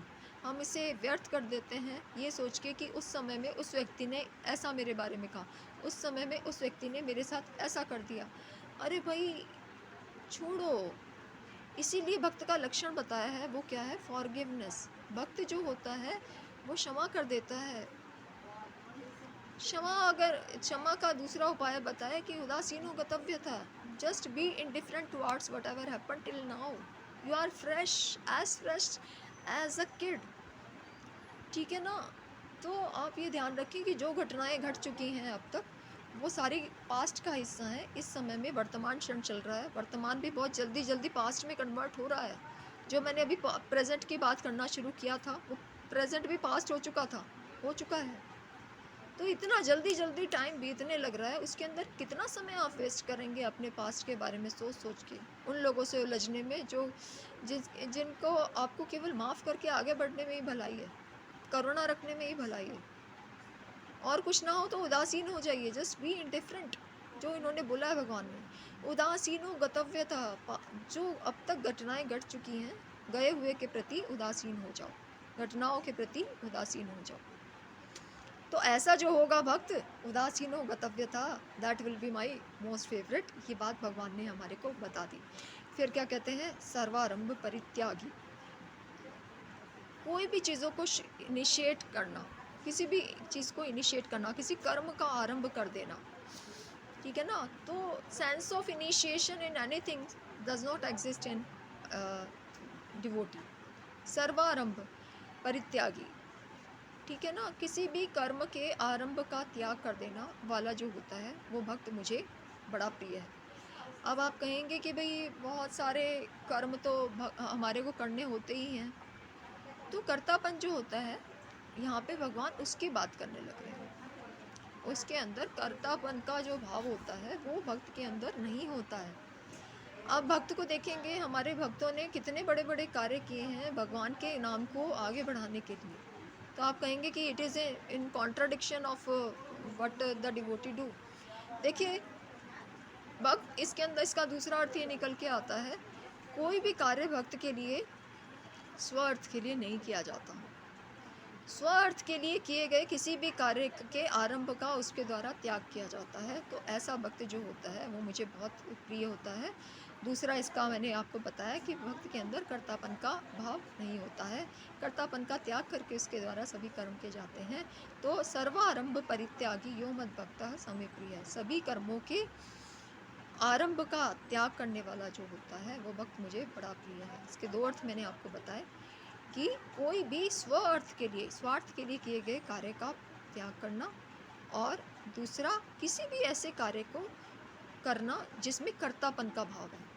अरे मैं तो donation collect कर रहा हूँ, अरे भाई मैंने तो कुआं बनवाया, अरे भाई मैंने तो पानी का एक कुछ सोर्स बनवाया, अरे भाई मैंने तो ये किया, मैंने वो किया। भक्त करता है, लेकिन उसके अंदर हर कर्म को करने से पहले जो एक चीज़ का ड्रॉप होता है, वो होता है कर्तापन का। ठीक है? सर्वारंभ परित्यागी यो मद भक्तः समे प्रिय। जो भक्त के अंदर कोई भी कार्य को आरंभ करने का जो भाव होता है, वो नहीं होता है, वो भक्त मुझे बड़ा ही प्रिय है। ठीक है, इसके दो अर्थ आप समझ लीजिएगा मैंने जो आपको बताए हैं। ठीक है, फिर अगला श्लोक जो है वो 17वां श्लोक है। उसमें भगवान बताते हैं भक्त का जो भक्त उन्हें बड़ा प्रिय है वो है, यो न हर्षति न द्वेष्टि न शोचति न कांक्षति शुभाशुभ परित्यागी भक्ति मान्य समे प्रिय। तो भगवान कहते हैं जो ना तो ये बिल्कुल पहले भी इस बारे में बोला भगवान ने, जो यो ना हर्षति, जो बहुत ही इतना ज़्यादा खुश हो गए कि धरती पे आना ही मुश्किल हो गया, खुशी के मारे रमण में ही रम गए उसी के अंदर ही, कि दुनिया की सुध बुध ही भूल गए। ठीक है ना, तो बहुत ज़्यादा हर्षित नहीं होते हैं हमारे जो भक्त भगवान के होते हैं। और ना द्वेष्टि, भक्त कभी द्वेष नहीं करता है। आप यहाँ पे देखेंगे ये बात भी दूसरी बार आई है। जैसे ये हर्षति की बात आई है, द्वेष्टि वाली बात भी, ना द्वेष्टि वाली बात भी दूसरी बार आई है, क्योंकि भगवान ने शुरुआत भी इसी से की थी, अद्वेष्टा सर्वभूतानां। अब ये 17वें अध्याय के श्लोक के अंदर भी भगवान ने दोबारा ये बात कही है। इसका मतलब आप सोच सकते हैं कि द्वेष जो है, it is like a cancer and we need to avoid it at any cost. We need to avoid it because at the end of the day it is not the loss of those persons who might have wronged you, it is not the loss of the other person about whom you might have keeping the grudges in you, it is the loss of yours because it द्वेष की वजह से नाना प्रकार की व्याधियां हमारे अंदर आ जाती हैं। अधि और व्याधि दोनों आ सकती हैं। अधि का मतलब साइकोलॉजिकल चीज़ें भी आ सकती हैं और व्याधि का मतलब शारीरिक रोग भी आ सकता है।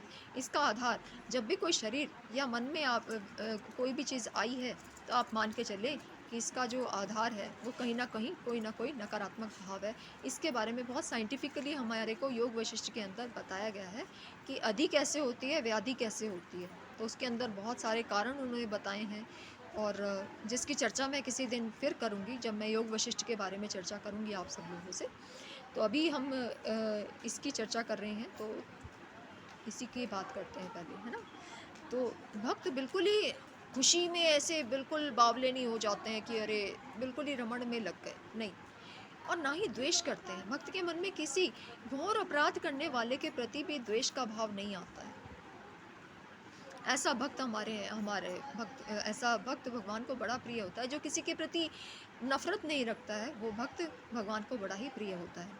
ना शोचति, अरे भाई मैंने जैसा आपको बताया था कि किसी भी प्रकार का शोक भक्त नहीं बनाता है, क्योंकि भक्त को दो चीज़ों का निश्चय होता है कि जो कर्म हुआ है, क्योंकि भगवान ने पिछले अध्यायों में ये बात बता दी है, where there is an action there is obviously you are going to receive the reaction as well। कर्म का फल आता ही आता है, तो उसको पता होता है कि कर्म किया है तो फल तो आएगा ही। और भक्त कर्म के फल को हमेशा भगवान को समर्पित कर देता है, तो उसको कोई चिंता होती ही नहीं है। ना सोचती, किसी तरीके की कोई चिंता नहीं रहती है। अरे भाई आज में भक्त जीता है, भक्त हमेशा प्रेजेंट मोमेंट में जीता है, तो वो कोई भक्त सोच करता ही नहीं है, चिंता करता ही नहीं है। ठीक है ना, क्यों नहीं चिंता करता? क्योंकि भक्त जो होता है वो हमेशा ही वर्तमान में रहते हैं। ठीक है ना, भक्त हमेशा वर्तमान में रहते हैं। उन्हें ना तो कल की आने वाले कल की चिंता होती है, ना बीत गए कल का कोई दुख होता है। तो भक्त जो होता है वो हमेशा शोक रहित रहता है। ठीक है ना, क्योंकि उसको पता है कि मेरा जिसने जन्म दिया है, पूरी सृष्टि का जिसने निर्माण किया है, वो भगवान मेरी सभी ज़रूरतों का ध्यान रखने के लिए बहुत ही उपयुक्त हैं। उन्हें पता है कि किस तरीके से सभी चीज़ों का ध्यान रखा जाए। समस्याएं हैं, समस्याओं को अंत करेंगे। बुद्धिहीन मनुष्य हैं तो बुद्धिहीन मनुष्यों की बुद्धि को ठीक करेंगे। और जो जो कुछ करने की बातें हैं वो सब कुछ भगवान के द्वारा निश्चित रूप से किया जाएगा। इसीलिए भक्त जो होता है वो रहता है बिल्कुल ही शोक से मुक्त। ठीक है ना, और ना कांक्षति, कोई इच्छा ही नहीं रहती है। भक्त जैसे मैंने आपको बताया था अनपेक्षः, तो ये इससे जुड़ा हुआ ही आप कह सकते हैं। भक्त की कोई इच्छा ही नहीं रहती, कोई आकांक्षा ही नहीं रहती है कि मुझे ये मिले, मुझे वो मिले, मुझे ये करना वो करना। भक्त की कोई भी आकांक्षा नहीं रहती, कोई इच्छा ही नहीं रहती है। तो ऐसा भक्त जिसकी कोई आकांक्षा ही नहीं रहती है वो भक्त मुझे बहुत ही प्रिय है। फिर है शुभाशुभ परित्यागी यो भक्ति मान्य समय प्रिय। कहते हैं शुभ और अशुभ का जो त्यागी होता है वो भक्त मुझे बड़ा ही प्रिय होता है। जैसा मैंने आपको बताया कि नाना प्रकार की घटनाएँ घटती हैं, नाना प्रकार के लोगों से हमारा मिलना होता है। उनसे मिलने के बाद में हमारे को सुखद अनुभव भी होता है, हमारे को दुखद भी अनुभव होता है। तो शुभ और अशुभ जो भी होता है उसका जो त्याग करने वाला होता है, फलस्वरूप कर्म के फलस्वरूप उसको त्यागने वाला भक्त मुझे बहुत ही प्रिय होता है। फिर क्या है, 18वां श्लोक में भगवान बोलते हैं, समः शत् एक सेकंड, हाँ, समः शत्रौ च मित्रे च तथा मानापमानयोः शीतोष्ण सुख दुःखेषु समः संग विवर्जितः। तो भगवान कहते हैं कि जो शत्रु और मित्र के अंदर समान भाव रखते हैं, क्योंकि मैंने आपको बताया था कि जो बुरे से बुरा कर्म करने वाले के प्रति भी जो भक्त होता है उसके मन में द्वेष का भाव नहीं होता है, ठीक है ना। तो भक्त शत्रु और मित्र के बीच में हमेशा ही समान भाव बना के रखते हैं, उनके लिए सबके सब समान ही रहते हैं। कोई शत्रु आया, आपने देखेंगे कि भगवान जब श्री कृष्ण जी जब महाभारत का युद्ध शुरू होने वाला था तो उससे पहले उन्होंने क्या बोला, क्या किया था, उन्होंने अपनी से जो सेनाएं थी वो दुर्योधन को दे दी। पूछा कि तुम्हें क्या चाहिए, तो बोला कि हमारे मेरे को तो ऑफर दिया था कि मैं भी हो सकता हूँ तुम्हारे साथ, मेरी सेना भी हो सकती है, ठीक है। तो वो क्योंकि दुर्बुद्धि था दुर्योधन, तो उसने उनकी सेना को चूज़ किया। और जो अर्जुन था वो इंटेलिजेंट था, उसने कहा कि if you are with me then obviously I will be winning, ठीक है ना।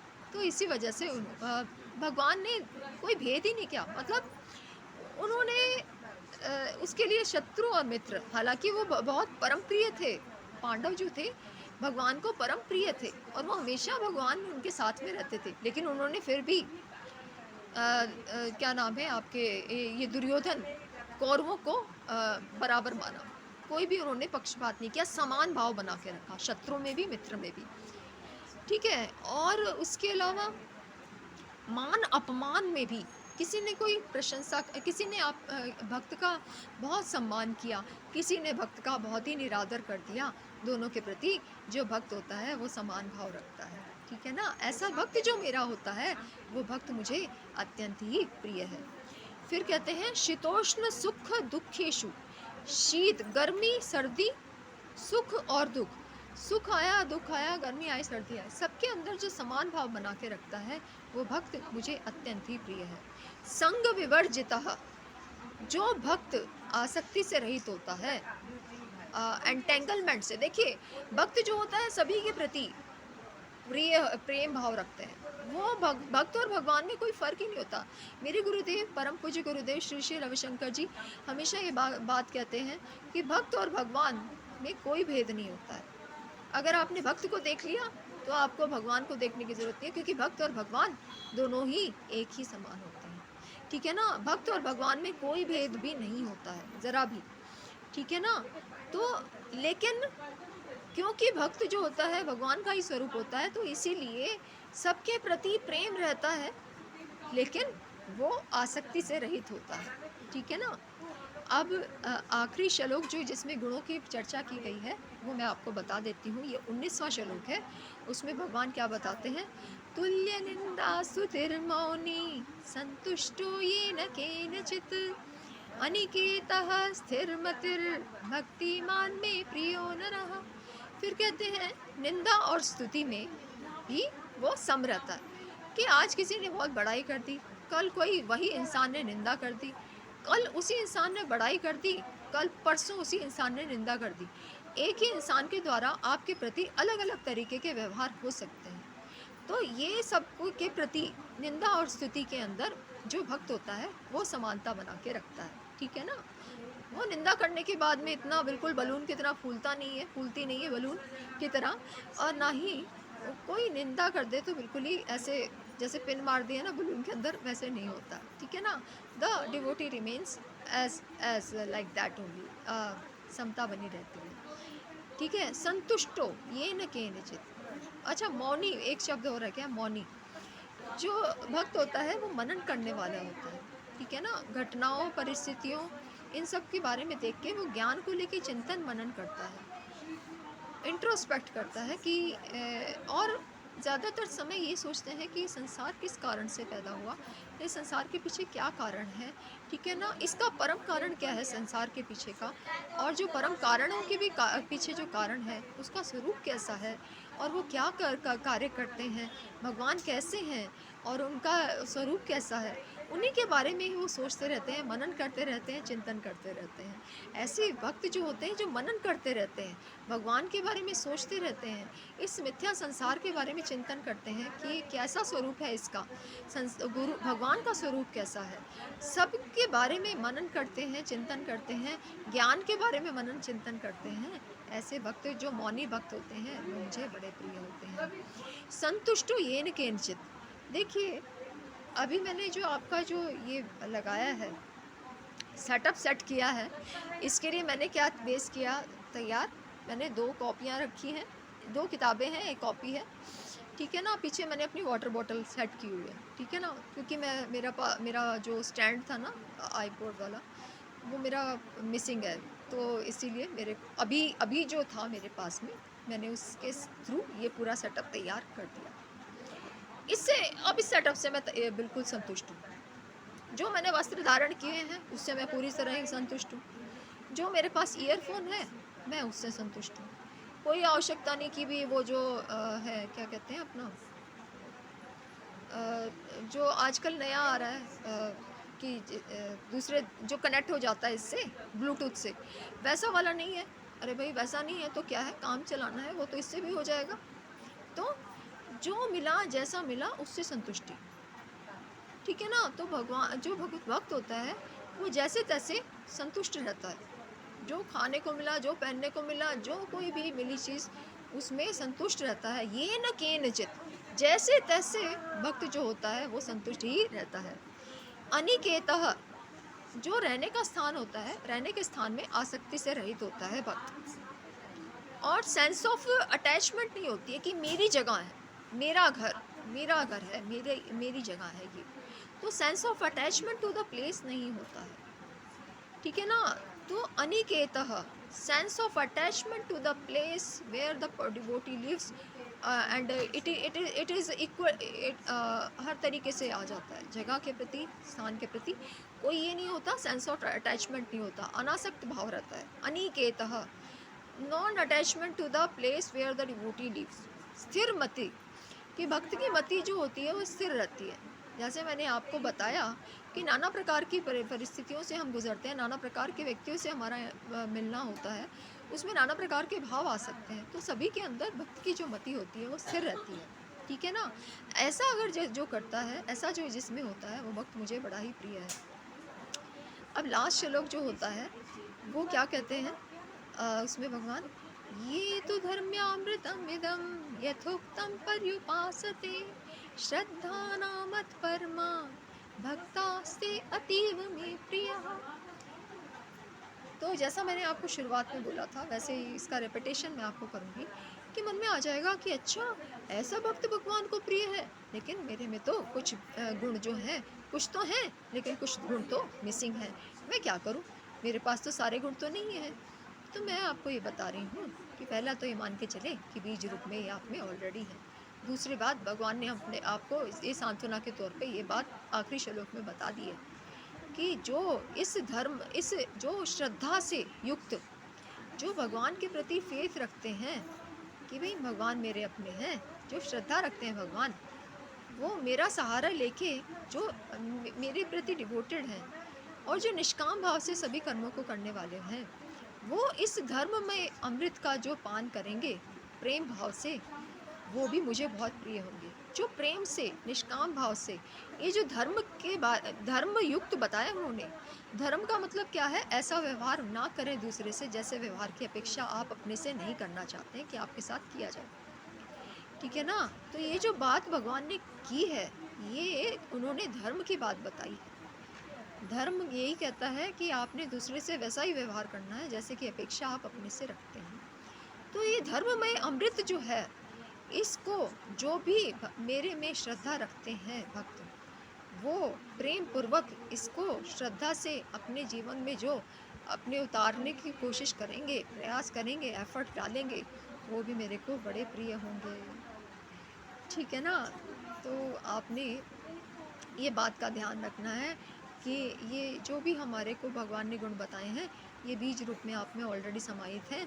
इसको अभ्यास रूप में डालिए। डिवोटेड आप, मैं कहती हूँ आप डिवोटी हैं तो आपको कुछ ज़्यादा करने की ज़रूरत नहीं है। अगर आप निष्काम भाव से भगवान की सेवा करते हैं, उन्हीं के लिए सभी कुछ काम कर रहे होते हैं, तो आपको ज़्यादा एफर्ट डालने की ज़रूरत नहीं है, क्योंकि टाइम के अकॉर्डिंग आपके अंदर सारे गुण अपने आप ही समय के अनुसार अभिव्यक्त होने शुरू हो जाएंगे। जैसे कि बीज से पेड़ निकल के आता है, बीज से फसल निकल के आती है। ठीक है ना? एक बार हम इसको कंप्लीट कर देते हैं। ओम तत्सदिति श्रीमद्भगवद्गीतासु उपनिषत्सु ब्रह्म विद्यायां योगशास्त्रे श्रीकृष्णार्जुन संवादे भक्ति योगो नाम द्वादशोऽध्यायः। श्रीकृष्णार्पणमस्तु। शुभं भवतु। तो ये हमारा आज का द्वादश अध्याय कंप्लीट हो गया है। आपको मैंने सभी को बोला था कि देखिए ये मात्र 25 रुपये की है। 25 रुपये की, जिसको आप रोज़मर्रा में कुछ खाने पीने में इस्तेमाल कर देते हैं। 25 रुपये जिसका मूल्य आपके लिए कुछ भी नहीं है, लेकिन ये 25 रुपये के अंदर आपको अमूल्य ज्ञान आपको मिल सकता है। गीता प्रेस से आप इसे परचेज़ कर सकते हैं। I am not an advertising और marketing agent of Shri Bhagavad Gita press, but they are doing selfless service of divine, spreading the words of the divine for last many years, and I truly appreciate their work. I haven't I don't even know where their press is, where their office is, but I truly appreciate uh, their vision of spreading the words of the divine with निष्ठा, और कहते हैं ना निष्काम भाव से ये सेवा कर रहे हैं। आपको इतना सस्ते में ज्ञान मिलने लग रहा है। कहते हैं जो चीज़ हमें सस्ते में और सुलभ आसानी से, और जो सस्ते में जो चीज़ हमारे को उपलब्ध हो जाती है, हम उसकी कद्र नहीं करते। हम उसके बारे में क्या कहते हैं ना, हम उसका रिस्पेक्ट नहीं करते हैं। We don't honour what we easily receive. So I just request you to honor the wisdom which we are receiving straight from the divine, which is given by the divine to us as a gesture of love for us, the souls. इन souls के प्रति, हम souls के प्रति जो परम परमात्मा ने श्री कृष्ण भगवान जी का रूप धारण करके हमारे को ये जो ज्ञान दिया था, हम अगर इसका अनुकरण करते हैं, हम इसका जब अनुसरण करते हैं, भगवान का अनुकरण नहीं करना है आपने, भगवान का आपने अनुसरण करना है। भगवान की बातों को आपने करना है फॉलो। ये बात को मैं बार बार कहती हूँ, और इस बात को मैं दोबारा कहना चाहूँगी। भगवान ने किया उसको आप मत कीजिए। केवल उनके जीवन से इतना समझिए कि मस्त रहते हुए, खुश रहते हुए जीवन की समस्याओं को आपने जीते हुए निकाल देना है। लेकिन उन्होंने जो किया, उनके पीछे एक लार्जर विज़न था। आप उसको अपने से जीवन में करने का प्रयास ना करें कि भगवान ने इतनी शादियाँ की तो लेट्स डू शादियाँ लॉट्स मैनी। ठीक है ना? भगवान ने ये किया, भगवान ने श्री रामचंद्र जी ने बाली का वध किया, तो हम भी ऐसे कर देते हैं। अरे भाई, वो तो सुग्रीव को के क्या नाम है के साथ में इनजस्टिस हुआ था, उसको जस्टिस देने के लिए उन्होंने किया था ये। ठीक है ना? तो उनका विज़न जो था, इट वाज टोटली डिफरेंट। तो प्लीज़, ये बात हमारे गुरुदेव ने बहुत सुंदर बताई थी। जब ये चैप्टर कंप्लीट हुआ था, द्वादश अध्याय, तो उन्होंने ये बात हमारे को बताई थी। गुरुदेव ने कहा था कि भगवान जो कहते हैं वो हम करें। कृष्ण भगवान जी ने जो हमें कहा है कि आपने ऐसा ऐसा करना है, हमने वैसा वैसा करना है। लेकिन भगवान ने जैसा जैसा किया, हमने वैसा नहीं करना है। कि भाई अच्छा, जरासंध को जब वो क्या कहते हैं, उसका वध करना था, तो भगवान ने इंडिकेशन दे दिया था भीम को कि तुमने इस थाई के ऊपर अटैक करना है, ताकि उसको इजीली मारा जा सके। तो ऐसा आप लोगों ने नहीं करना है भाई। जैसा मैंने बोला, भगवान का जो था वो विशाल दृष्टिकोण था। ठीक है ना? आप और हम उस विशाल दृष्टिकोण से कोई भी काम नहीं कर पाते हैं, क्योंकि we are somewhere connected to this world, है ना? जब हम भगवान से कनेक्ट हो जाते हैं तो हमारा दृष्टिकोण जो होता है वृहद हो जाता है।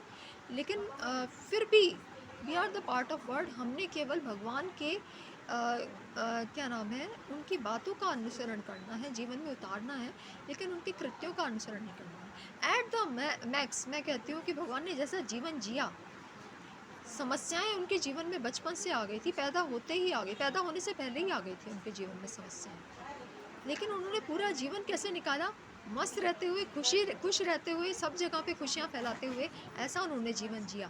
तो मूल रूप से एक इन टोटलिटी हम उनके जीवन से शिक्षा लेके उनके जीवन का अनुकरण कर सकते हैं, लेकिन हम उनकी बातों का ही अनुसरण करेंगे, इस बात का आपने निश्चय करना है। खुशी, मस्ती और जीवन को कैसे जिया जाता है वो हमने सार स्वरूप ले लेना है, लेकिन घटनाओं के ऊपर आधारित हमने ये नहीं सोचना है कि जैसे भगवान ने किया हम भी बिल्कुल वैसे करेंगे। जितने विवाह भगवान के द्वारा किए गए थे वो केवल और केवल महिलाओं की रक्षा के लिए किया गया, उनका कर्तव्य था जो उन्होंने निभाया था, क्योंकि वो भगवान थे। ठीक है ना, इतनी महिलाओं के साथ में जो उनकी इतनी रानियां बताई गई थी, वो इतनी रानियों के पीछे का कारण केवल ये था कि भगवान ने उनको नाम दिया था, so that they does not get any disgrace out there, because the word is already available to disgrace the women. ठीक है ना, तो भगवान ने उन स्त्रियों की रक्षा करने के लिए अपना नाम उनको प्रदान किया था। ठीक है ना, उनकी केवल अगर देखा जाए तो केवल उनकी रुक्मिणी और एक और जो रानी थी वो थी, लेकिन मूल रूप से ठीक है ना, बाकियों के लिए तो उन्होंने करुणावश और बड़े हृदय का परिचय देते हुए उनके द्वारा वो कृत्य किया गया था। ठीक है ना, तो हमने ये सोच के साथ में ऐसे कोई कार्य नहीं करने। आज हमारे देश की जो स्थिति खराब है, हमने ये स्थिति इसी वजह से खराब है कि हमें ये नहीं पता है कि हमने कब अनुसरण करना है, कब अनुकरण करना है, कब हमने क्या बात करनी है, क्या नहीं करनी है। इसी वजह से आज हम वो स्थिति में हैं जो स्थिति हमारी आज की है। ठीक है ना, तो we need to just focus on what the divine has given us and just imbibe all the divine qualities which are mentioned in this scripture Bhagavad Gita, Shri Bhagavad Gita, and I wish you all a very happy, blessed and meaningful life throughout the time you are here and even thereafter. ठीक है ना, whenever you come in this world, may you be born as a devotee and may we all come across this cycle of birth and death. हमारे को भगवान इस जन्म मृत्यु के समुद्र से मुक्त करें, ये मेरी आप सबके लिए वो है प्रार्थना है। ठीक है ना, और जीवन में एक बात को आप ध्यान रखें, भगवान ने अपने जीवन से जो मूल रूप से संदेश दिया है वो ये है, परिस्थितियाँ ऊपर नीचे होती रहती हैं, हमने हर परिस्थिति में हंसते मुस्कुराते नाचते गाते अपने जीवन को जीना है। ठीक है ना, और हम फिर इस तरीके से एक सार्थक जीवन को जी पाएंगे। ठीक है ना, तो ऐसा जीवन हम सबका है, ऐसा मैं मानती हूँ, और अगर नहीं है तो आज से आप मान के चलें कि आपने ऐसा जीवन जीना शुरू कर देना है। ठीक है ना, ये ध्यान रखते हुए उदासीनो गतव्यतः, the past is no more present, it's the present moment, and present moment is the gift of the divine, present of the divine, and we just need to utilize it to the bestest of the potential in the service of the divine, considering oneself as an instrument of the divine with all the love and all the sense of belongingness for each and every person on this planet, for each and every being on this planet. ठीक है ना, then only we are going to form the one word family, Vasudhaiv Kutumbakam. ठीक है ना, then only the dream of one word family can become a reality when we know that, when we feel that कि we actually are connected, we all are one. ठीक है ना, तो ये बात के साथ में मैं अपनी वाणी को विराम देना चाहूँगी, और बस अब यहाँ पे मैं आपको अपना प्रणाम करना चाहूँगी। मेरी तरफ से प्रणाम है आप सभी को कि आप सभी खुश रहें, मस्त रहें और परमात्मा के सानिध्य में रहें, और ये मान के चलें कि हमारे ऊपर भगवान की बहुत असीम कृपा है, जो हम अगर मैं बोल पा रही हूँ भगवान के बारे में, भगवान की बात भी आपसे कर पा रही हूँ, ये एक बहुत बड़ा आशीर्वाद है। और अगर आप इसे सुन पा रहे हैं तो ये भी बहुत बड़ा आशीर्वाद है, क्योंकि भगवान के बारे में बात करना ये भगवान की कृपा के बिना असंभव है, और भगवान के बारे में सुनना ये भी असंभव है जब तक उनकी कृपा होती नहीं है। ठीक है ना? तो हम सबके ऊपर बहुत कृपा है भगवान की, ये जानते हुए अपने जीवन को सहजता से, सरलता से और उन्हीं के सानिध्य में, उनकी मस्ती में हमने बिता देना है, ठीक है ना? आप सबको मेरा बहुत-बहुत प्रणाम, एकादशी की बहुत सारी शुभकामनाएँ। नमस्कार।